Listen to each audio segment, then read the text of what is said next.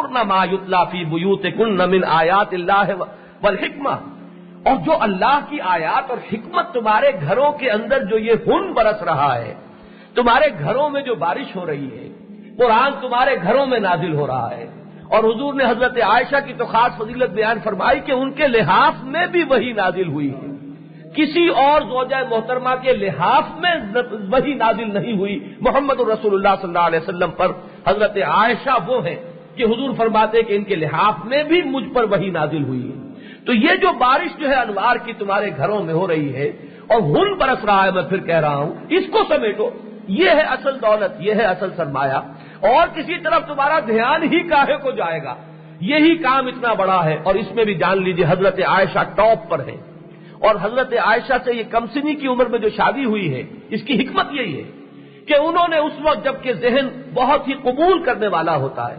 بڑی عمر میں جا کر ذہن کے اندر تلقی کی وہ صلاحیت نہیں رہتی۔ ایک عمر ہے جب تک انسان چیزیں سیکھ سکتا ہے، اس سے آگے جا کر ایک مزاج بن چکا ہوتا ہے، اس کو ڈھالنا جو ہے کسی نئے انداز میں یہ پھر مشکل ہو جاتا ہے۔ تو یہ جو بالکل نیم پختگی کے عالم میں حضور کے گھر میں حاضر ہو گئی حضرت عائشہ صدیقہ رضی اللہ تعالی عنہا، تو حضور نے پھر گویا کہ ان کو تربیت دی ہے، حضور ان کے مربی ہیں، حضور ان کے مزکی ہیں، صرف شوہر نہیں ہیں اور معلم ہیں۔ تو تربیت و تزکیہ نبوی اور تعلیم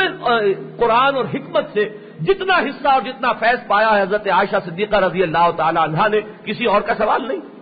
اس پہلو سے وہی ہے، پھر ہم جانتے ہیں تاریخی اعتبار سے بھی ثابت ہے کہ وہی سب سے بڑی معلمہ امت بن گئی، نہ صرف خواتین کے لیے، ان کی تعلیم کا دائرہ تو مردوں تک پھیلا ہے،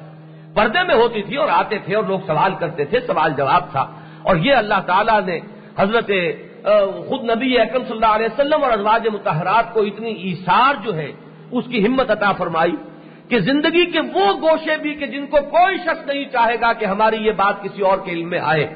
بالکل جو تعلقات مرد شوہر اور بیوی کے درمیان ہوتے ہیں کہ جس کو نہیں چاہتا انسان کہ کہیں بھی تش بام ہو،